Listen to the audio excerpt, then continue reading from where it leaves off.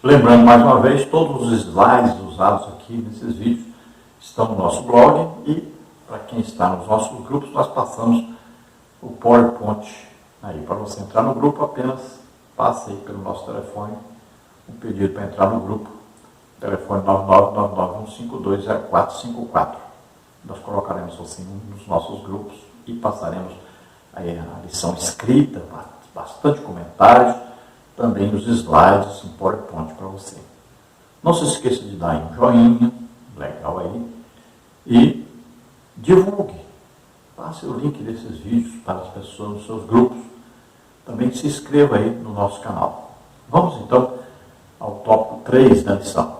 A indissolubilidade do casamento. Subtópico 1, casamento na perspectiva bíblica. Sabemos que o casamento é a mais fundamental de todas as instituições sociais. Gênesis 1, 28, 2, 24. Na perspectiva divina, o casamento deve ser uma união permanente em que o homem e mulher entram em uma aliança a fim de construir uma união única na mais perfeita intimidade. Não querendo jamais que os votos do casamento fossem quebrados, Deus deu a ordem: não adulterarás. Êxodo 20:14. A singularidade dessa maravilhosa união foi destacada por Cristo quando falou do vínculo conjugal, expressando que não são mais dois, mas uma só carne. Mateus 19:6. Paulo via essa união de maneira tão cândida que comparou o amor de Cristo, que se sacrificou pela igreja, ao amor do marido para com a sua esposa. Repetiu isso aí, tem que tirar. Então nós sabemos que a sociedade existe exatamente porque houve o que? O casamento, o primeiro casamento ali de Adão e Eva. Então essa união conjugal, carnal, sexual, social, e é que é o que? O casamento. Deus instituiu então o primeiro casamento. E a partir daí então existe a instituição casamento. E sempre Deus é testemunha desse casamento. Então é uma aliança, primeiro com Deus, depois os dois cônjuges. Então sempre o casamento. Um homem, Deus criou Adão, criou uma mulher, Eva. Não foi duas Evas para Adão, nem dois Adãos aí para Eva. Não foi um Ivo que Deus deu para Adão, foi uma Eva. Então sempre casamento, um homem, uma mulher, um macho e uma fêmea.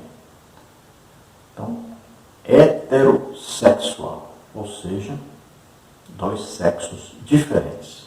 Monogamia, quer dizer o quê? Um homem e uma mulher. Não são dois homens e uma mulher, nem duas mulheres e um homem. Um homem e uma mulher.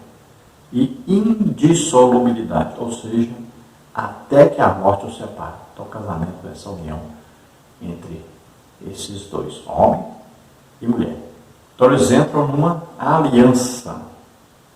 E essa aliança é até que a morte os separe. Dessa aliança, dessa união, deve nascer o quê? Os filhos. Deus diz: crescer e multiplicar. Encham toda a terra. A terra não está cheia, não. Nós andamos quilômetros e quilômetros e quilômetros, não vemos uma casa, não vemos uma pessoa. Então, é bem clara a ordem de Deus, o desejo de Deus. Primeiro, a procriação. O casamento tem aí a primeira ordem, a primeira intenção, o primeiro mandamento de Deus para o casamento são os filhos. Devido a isso, muita gente hoje tem tido problema de casamento, porque já casam não querendo a presença de Deus em casa, não querendo a bênção de Deus. Os filhos são bênçãos de Deus. Então, muitos casamentos já nascem, já começam mal, desobedecendo a ordem de Deus. Então, a primeira coisa do casamento é multiplicação. Então, deve haver filhos. Depois é o quê? O prazer sexual, a união sexual. Isso está em segundo plano, segunda coisa, não é a primeira. A primeira é multiplicação, são os filhos. Então, Deus, querendo que nunca houvesse a quebra da aliança do homem com a mulher, ele foi testemunha dessa união, e ele diz: não adulterarás. Ele diz: não cobiçarás, não desejarás a mulher do próximo, nada que os outros têm. Então veja só casamento, ele tem a ordem divina, a organização divina, o desejo de Deus para que seja até que a morte os separe. E quando diz que os dois são uma só carne, olha, Paulo vai comparar isso até à união, a igreja com Cristo. Olha, essa união aí não é uma união da igreja com Cristo, é uma união espiritual. Mas a união é tão completa que ela deve ser indissolúvel, e essa aí não é como o casamento de um homem ou mulher, que dura até que a morte os separe. Agora, a união da igreja com Cristo é uma união, essa é eterna. Essa não acaba nunca, essa é para sempre mesmo. A noiva, a igreja, Cristo, o noivo. Existe o casamento quando nós estivermos para sempre com o Senhor. Esse é eterno. Já o casamento de um homem e uma mulher é até que a morte os separe. Então essa união deve ser o quê? Pelo amor. Sempre vai haver o quê? O perdão, né? A bondade, misericórdia, longanimidade. Sempre o fruto do Espírito estará no controle desse casamento. Subtópico 2. O que fazer para que o casamento seja para sempre? Um casal que vive a vida a dois, em amor, irá construir a mais bela e perfeita união, ainda que enfrente lutas e reveses nesta vida. O casamento deve ser construído com base em respeito, amizade, bom tratamento, carinho, dignidade, entre outros. Como bem disse o apóstolo Pedro, 1 de Pedro 3,7, se tudo isso estiver presente no casamento, ele será para sempre. O casal cristão tem conhecimento de que, no aspecto espiritual, ambos são iguais. Gênesis 1:27, Gálatas 3:28, Colossenses 3:10 e 11. E na vida a dois há obrigações distintas e específicas a serem cumpridas. 1 Coríntios 7:3. A união sexual é outro fator preponderante que deve ser levado em consideração no casamento. Então, o casamento, união entre duas pessoas, veja bem, duas pessoas que pensam diferente, duas pessoas que são aí indivíduos. Então, um tem um desejo, às vezes, de ter uma casa, como geralmente uma mulher deseja uma casa. O outro tem, às vezes, um desejo de ter um carro, como o homem, geralmente, sempre tem um carro, sempre tem que trocar de carro. Então, veja, são duas pessoas que têm desejos diferentes, né? São aí corpos físicos diferentes, com necessidades diferentes, e muitas vezes, olha aí, as intenções, os desejos são diferentes, então vai haver muitas vezes discussões, né? Vai haver muitas vezes aí um querendo ir para um lado, o outro querendo ir para o outro lado. Então isso é normal no casamento, porque são duas pessoas diferentes. Existe uma união conjugal, aí, uma união de corpos, uma união sexual. E nessa hora os dois são um só. Mas veja só, existem desejos independentes, maneira de pensar diferentes. Então, é complicado? É. Vai precisar de quê? Durante toda a vida do casal vai precisar haver o quê? Perdão. Vai precisar haver amor. Né? E Paulo dá o segredo para o casamento. A mulher seja submissa ao seu marido, o marido ame a sua esposa. Então, olha só, esse é o segredo para haver o quê? União, para a preservação do casamento. Então, é respeito, amizade, amor, compreensão, né? Carinho, tudo isso deve haver um esforço diário. É um esforço mesmo diário para viverem juntos. E isso trará o quê? Alegria, felicidade, prazer, tanto para o casal como para toda a sua família, toda a sociedade onde eles vivem. Todos querem ver o casal vivendo bem, se comportando bem, produzindo no reino de Deus. E há um crescimento espiritual contínuo sempre para o casal que vive em união, que nunca estão pensando em adultério. Lembrando que a parte sexual do casal é muito importante, influencia muito na comunhão desse casal, e Sempre um deve buscar o prazer do outro. Então o homem está buscando o prazer da esposa, a esposa está buscando o prazer do esposo. Sempre deve haver esse objetivo.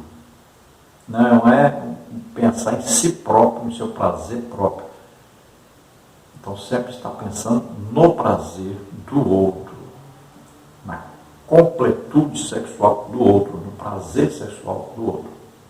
Então, seguindo aí do subtópico 2, o que fazer para que o casamento seja para sempre, ele deve ser desfrutado pelo homem e pela mulher, casados em uma intimidade mais profunda. O verbo coabitar fala de relação sexual dentro do casamento, Gênesis 4:25, tratado pela Bíblia como algo digno, Hebreus 13:4.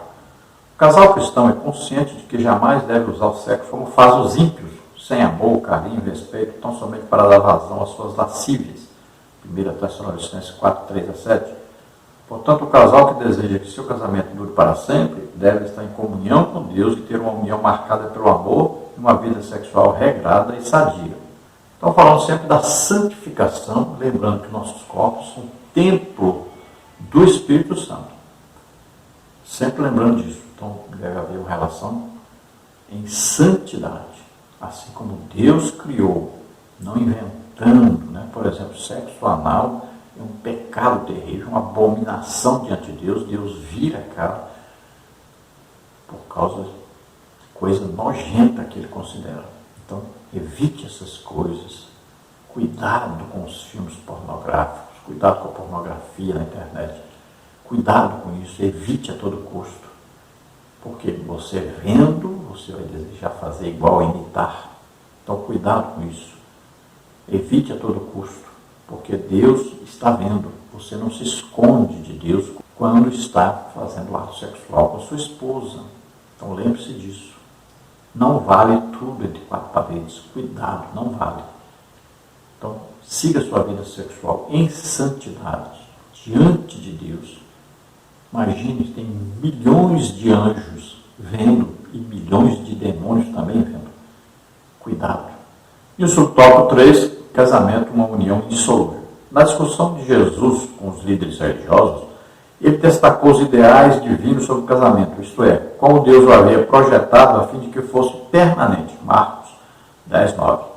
Há exegetas que gastam tempo e muitas letras para provar que o divórcio era permitido. Buscam elementos históricos nas duas escolas rabínicas de Shammai e Léo, sendo que a primeira destacava a questão da impureza no aspecto mosaico, a partir do adultério, permitindo a carta de divórcio. A segunda era mais liberal e dizia que qualquer desagrado da parte do marido poderia dissolver o casamento. Contudo, o melhor seria que tais estudiosos gastassem mais tempo para falar do casamento conforme o propósito eterno, atentando para o princípio de tudo. Para Jesus, o casamento é uma união indissolúvel, e por isso deixou claro que quanto ao divórcio, não era um mandamento de Moisés, mas sim uma concessão devido à fraqueza humana por causa do pecado, Mateus 19:8, pelo padrão baixo e desmoralizante em que muitos estavam vivendo. Enquanto a lei permitia o divórcio, Deuteronômio 24:1-3, Jesus salienta que isso significava legalizar o adultério. Sempre é dolorido falar sobre divórcio, visto que já se trata da destruição do casamento. Porém, como servos de Deus, precisamos dizer que a comunidade de salvos que quer viver o padrão do reino de Deus com suas bem-aventuranças, precisa entender que o ideal divino é a indissolubilidade da vida a dois, tanto física como espiritualmente, seguindo o padrão divino do Éden. Os dois serão uma só carne. Gênesis 2:23 e 24. Então hoje, como vários líderes na igreja, né, e várias pessoas de posses financeiras, pessoas ricas, estão aí querendo imitar o mundo, né, os atores, as atrizes do mundo que vivem casando e se separando, e casando de novo.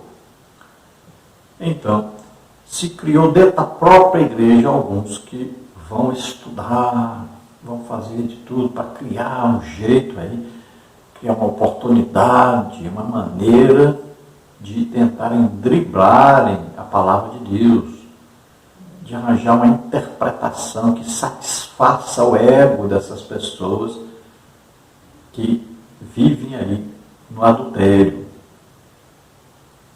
Mas tomem cuidado, porque Deus está vendo. Olha, o juízo de Deus é sério.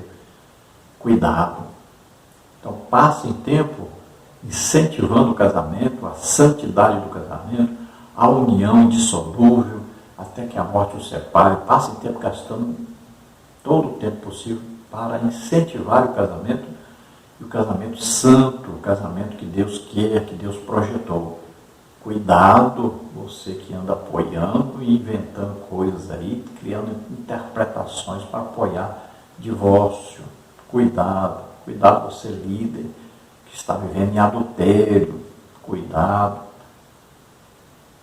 Não se engane e não engane as pessoas. Não tente agradar os outros para ganhar aí lucro, né? Para ter lucro, para ganhar dinheiro das pessoas. Cuidado. Você que anda apoiando pecado de todo jeito. Cuidado. Nós temos visto até líderes de departamento de família incentivando todo tipo de sexo, incentivando adultérios. Cuidado. E lembre-se, a lei não permitia divórcio. Apenas naqueles casos que eu disse ali. No dia que casasse, descobrisse que a mulher não era mais virgem, aí se poderia dar carta de divórcio.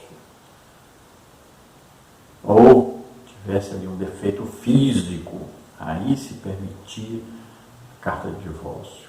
Mas se permitia, não mandava. Poderia fazer.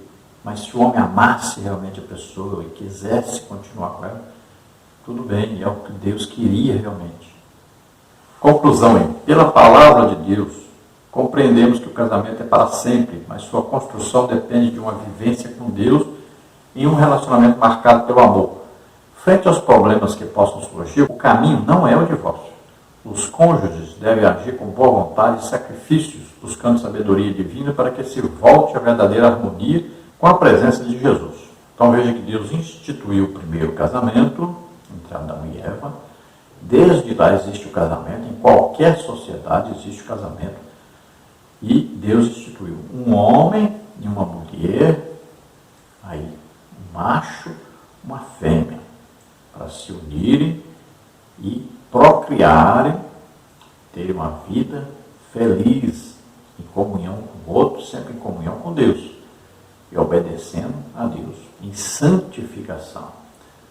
E o casamento deve ser até que a morte os separe. Somente a morte pode separar o casal. Esta é a ordem de Deus, o desejo de Deus. Então os dois são um só quando estão unidos num ato sexual. Então a união dos seus corpos os torna um só diante de Deus. Casamento deve ser preservado a todo custo. Então deve sempre haver o quê? Amor, perdão, principalmente perdão a vida toda. Todo dia o perdão deve ser exercido no casamento. Então a vida cristã é uma vida sacrificial, vamos fazer de tudo, nos esforçar.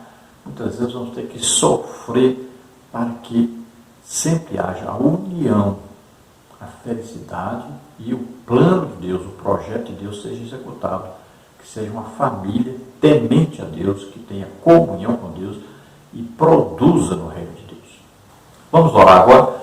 Se você deseja entregar a vida para Deus, aceitando agora o plano de Deus, que Jesus veio ao mundo, o Filho de Deus, viveu como homem, levou sobre ele os nossos pecados, doenças, enfermidades, e nossas maldições, tudo que era contrário a nós, ele levou sobre ele, morreu em nosso lugar e ressuscitou. Você crê nisso?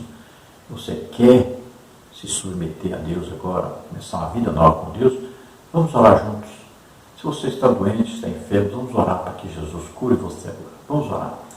Pai querido, em nome de Jesus, te apresentamos essas vidas, esses, Senhor, que agora creem na Tua palavra, na Tua salvação, esses casais, Senhor, precisam de Ti agora, ajuda-os a acharem uma solução dentro da Tua palavra, Senhor, que eles possam achar o perdão, a misericórdia, o amor, que as esposas aprendam a ser submissas, os maridos aprendam a amar as suas esposas. Oh, Senhor, entra nesses casamentos, entra nessas famílias.